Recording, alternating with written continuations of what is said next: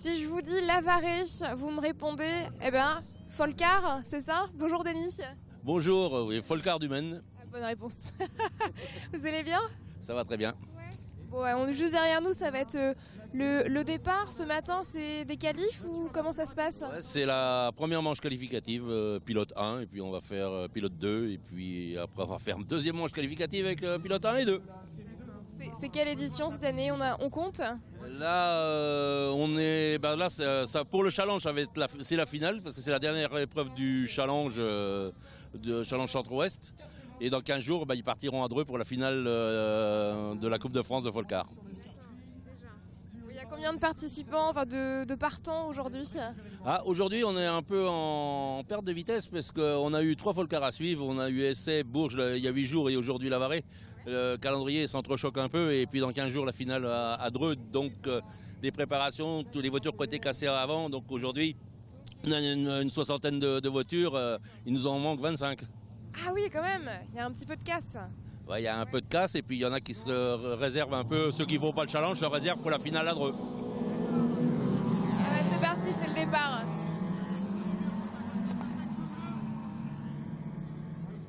Waouh! J'ai pas compté, mais il y en avait une bonne petite dizaine là qui sont partis. Hein. Ouais, les manches c'est maximum 15, ouais. Donc là ils doivent être à 13. Rappelez-moi la vitesse de pointe sur un circuit comme ça. Oh, au bout de la ligne droite, on doit frôler les 150. Ah oui, quand même. Ah, ça commence déjà à faire. Oui, surtout sur la terre. C'est pas le même ressenti que sur une piste bien goudronnée. Le problème, on a la terre on l'emmène sur le bitume, mais on pourrait presque dire que ça freine un peu mieux même sur la terre que sur le bitume, par rapport à un circuit asphalte complètement qui est très propre. Est-ce qu'il y a des nouveautés particulières cette année? Eh bien, aucune nouveauté au niveau du circuit, on verra ça l'an prochain, pour 2017.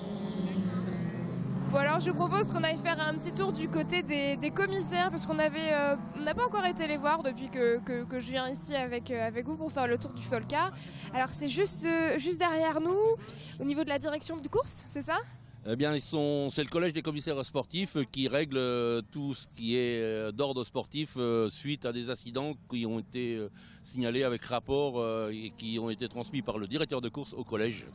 Donc ils sont 3, il y a le président et deux collégiens avec lui. Ça rigole pas en plus, je crois. Non, là on applique la réglementation point par point. Bon allez, on va les voir, c'est parti. Bonjour messieurs. Je viens vous embêter une minute pendant votre travail. Donc vous me disiez 3 personnes et monsieur là-bas c'est le président, c'est ça? Voilà, Gérard Lorieux est le président du collège des commissaires sportifs d'aujourd'hui. Et il était aussi, il y a 8 jours, au rallycross de Mayenne. Ah d'accord, il est partout Gérard. Bon, d'accord, je vais aller voir Gérard alors. Vous avez un bon emploi du temps. Bonjour Gérard. Bonjour. Alors, est-ce que vous pourriez nous expliquer quel est votre... Je vais m'asseoir avec vous, tenez. Hop là, on est bien là.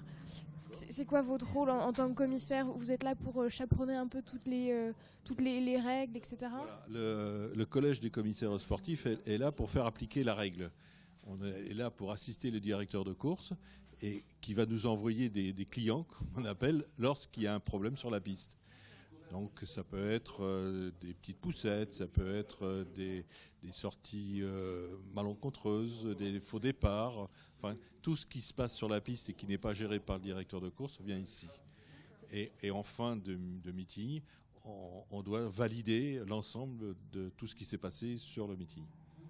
Vous intervenez aussi sur la sécurité Alors, pas vraiment, parce que pour la sécurité, il y a des gens qui sont là aussi pour spécialement se charger de ça. Nous, non, on est plus sur le déroulement de la course. C'est un métier, ce que vous faites, commissaire, ou alors c'est une passion Alors, c'est une passion, parce que nous sommes tous bénévoles, et nous faisons ça, bien sûr, en plus de nos activités professionnelles. Même si moi, aujourd'hui, je suis retraité, mais j'ai fait ça lorsque j'étais aussi en activité. Vos 2 collègues, ils ont quel rôle aujourd'hui en plus du vôtre? Eh bien, ils m'assistent. C'est-à-dire que si on a une décision à prendre, plutôt que je sois tout seul à la prendre, je demande leur avis, de façon à être sûr que c'est la bonne décision. Il y a pas mal de boulot en général? Il y a beaucoup d'écriture, il y a beaucoup de documents à remplir et oui, c'est très administratif. Merci beaucoup Gérard. Je vous en prie, merci à vous. À plus tard. À plus. Denis, je vous reprends avec moi. J'ai aperçu des coupes en rentrant. Est-ce qu'on a le droit de les montrer? Ouais, bon, venez, on va vous montrer les coupes. Ça reste entre nous. Hein. Vous pouvez venir avec moi, Denis, hein, vous inquiétez pas. Bonjour madame. On fait juste un crochet. Bonjour monsieur, c'est quoi votre prénom? Michel. Michel, enchanté. Je voulais juste montrer les coupes à nos téléspectateurs. Je vous en prie. J'espère qu'il n'y aura pas trop de contre-jours, mais est-ce que je peux en prendre une ou c'est pas autorisé? J'ai le droit, Dany, d'en prendre une? Parce que, en fait, j'ai jamais rien gagné. Alors du coup... Waouh, c'est la première fois de ma vie que je tiens une coupe. Celle-ci, elle est pour qui? Eh ben, elle sera pour le 3e de la finale C, c'est marqué dessus.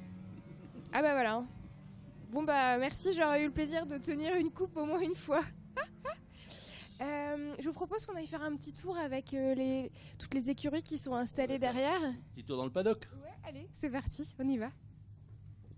Alors juste avant les paddocks, on a fait un crochet au niveau du contrôle technique. Comment ça se passe ici, Dany? On a vu les voitures qui rentraient en fait de leur manche. Oui, donc une fois la manche terminée, donc il y a les commissaires, les contrôleurs techniques, commissaires techniques, qui sont là, qui ont en accord avec la direction de course, contrôle des véhicules sur la conformité, aussi bien sécurité et surtout voir s'il n'y en a pas qui trichent avec un échappement qui n'est pas conforme ou des jantes ou des roues qui ne sont pas conformes. Donc c'est leur travail toute la journée. Ils vont vérifier les véhicules et si par malheur il y a un véhicule qui n'est pas conforme, donc là il va être déclassé et même exclu de la manche, voire de l'épreuve. D'accord. Et pourquoi on ne le fait pas plutôt avant? En première, aux vérifications avant course, c'est simplement la vérification au niveau sécurité, puisqu'on ne peut pas laisser partir des véhicules qui ne sont pas sécurité. Donc c'est arceau, c'est réservoir d'essence, c'est tout ce qui est conformité, sécurité, casque, vêtements du pilote. Et une fois que les voitures sont parties, comme tous les pilotes doivent normalement présenter un véhicule conforme, ce n'est pas au commissaire de technique de dire s'il est conforme, donc d'une manière comme une autre, après on vérifie justement s'il n'y a pas des petits tricheurs. Merci Dany. Et je vous présente Philippe, bonjour. Bonjour, enchanté. On est enchanté également. On est venu vous voir puisque Dany me disait que vous aviez la particularité de travailler un peu tout seul en fait. C'est ça? La voiture préparée par Jimmy Terpero.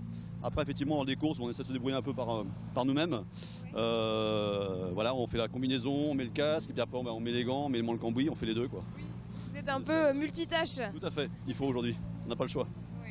Alors comment ça s'est passé ce matin, les manches qualificatives pour vous? Les chronos, je me suis craqué, donc pas terrible. Après, effectivement, les manches, la première manche, suivant les chronos, pas terrible non plus. Et puis là, je me suis fait taper dans la portière. On essaie un petit peu de remettre ça comme il faut d'écrire. Laquelle? La gauche? Côté chauffeur, ouais. Mais c'est bon, c'est résolu, quoi. Ça va. Ouais. On Vous avez pourra réussi à régler le problème? Ouais, tout à fait. Ça va pas vous arrêter pour la suite? Ah non, du tout. La portière s'ouvre et tout, elle marche bien, juste enfoncée, c'est tout. Qu'est-ce que vous faites justement entre chaque manche là? Parce que je voyais que vous étiez en train d'ouvrir le capot, de faire un peu de mécanique, mais sur quels éléments? On fait un petit peu le tour de tout, voir s'il n'y a pas les ventilateurs bloqués, on regarde si mécaniquement elle est bien, au niveau des pneus aussi, s'il n'y a pas d'entaille, choses comme ça. Oui. On fait un petit peu le tour visuellement pour voir un peu si tout est ok, quoi. Vous avez quel objectif aujourd'hui en particulier? Préserver l'auto pour dans 15 jours. Ah oui, c'est vrai, dans 15 jours, d'accord. Ouais. Aujourd'hui c'est plus rouler, voir comment elle se comporte et puis on verra après dans 15 jours pour... C'est une passion qui vous prend beaucoup de temps, j'imagine. Ouais, tout à fait, c'est pour ça que Jimmy Terpero me fait la mécanique. J'ai très peu de temps et tout à moi, donc étant gérant de société, c'est difficile, quoi. On n'arrive pas à être partout à la fois, donc on essaye de se faire aider par... Et Jimmy, c'est son métier? Jimmy, il est mécanicien et tout, il prépare les autos, c'est son métier, il a pour habitude effectivement de monter des voitures régulièrement, et il les monte très bien, très bonnes autos et tout, donc c'est pour ça qu'on fait appel à lui, quoi. Merci beaucoup Philippe, on va vous regarder travailler, bon courage à vous également. On va retrouver Dany, il est pas loin. Hop, pardon.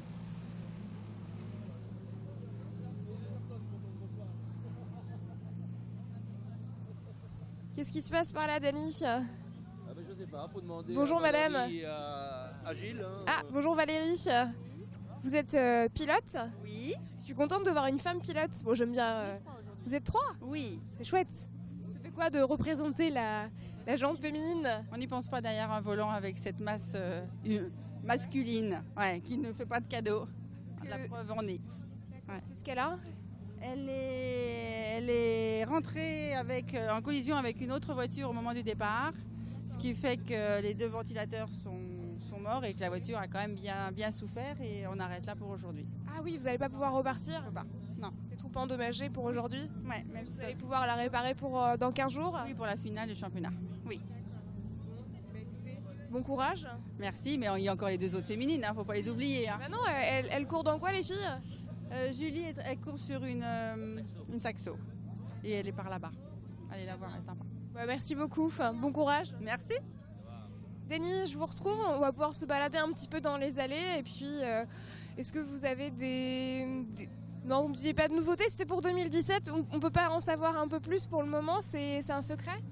Oh, il n'y a pas de secret, non, peut-être que vous avez pu constater par exemple la courbe au poteau ça va très vite et on passe devant le poteau, alors peut-être que là on va peut-être modifier pour passer la piste derrière le poteau.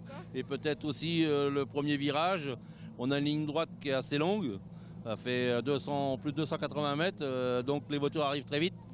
Et en Folcar, à 15 véhicules lancés à pleine puissance, c'est pas facile de contrôler tous ces petits jeunes qui en veulent. Et donc peut-être de voir si on peut pas modifier ce premier virage en mettant une courbe avant ou tout. C'est un projet et d'une manière comme une autre. L'homologation est pour le printemps prochain vers le mois d'avril. Donc cet hiver, il va falloir travailler. D'accord. Il y a toujours de quoi faire. Hein. Et oui, donc oui, heureusement qu'on a quelque part l'entreprise Bezard qui nous aide. Même Nicolas, sa voiture est à vendre là, mais qui fait du rallycross aussi et les week-ends. Et puis bien la semaine, il a son entreprise à gérer avec tous ses bulldozers et pelleteuses. On pense aussi à Franck Ardonnière qui n'est pas là aujourd'hui, mais on pense à lui, c'est le vice-président de l'association. Bon, vous me disiez qu'il était occupé aujourd'hui, mais on pense bien à lui, à 72 Autopark, à l'écurie Mams évidemment, on n'oublie personne. Non, faut pas oublier, ben oui, Franck nous donne toujours un petit coup de main. Bon, surtout c'est lui qui, par exemple, qui a tout ce qui est presse, qui vous contacte. C'est mon bras droit de ce côté-là. Il y a toujours de quoi faire. Oh oui, parce que si je peux pas faire tout seul, donc c'est pas possible. Il y a trop de choses. Donc heureusement, il y a des gens comme Franck, comme l'entreprise Bezard et d'autres que j'oublie, puisque c'est quand même quelque part, il y a le Folcar, il y a le rallycross, c'est 3 épreuves par an. Oui. Donc c'est quand même assez lourd c'est une sacrée organisation. C'est du temps. Très bien. Eh ben, merci beaucoup Denis de nous avoir fait vivre un petit bout de ce Folcar cette année. Et puis on se revoit bientôt alors. Au mois de mai l'année prochaine, normalement, si tout va bien. Avec plaisir, le rendez-vous est pris. Allez, à bientôt. À bientôt, au revoir. Au revoir. Allez, c'est pas fini pour vous et moi. Je vous emmène maintenant du côté de Sillé-le-Philippe pour le salon du fait main. C'est parti.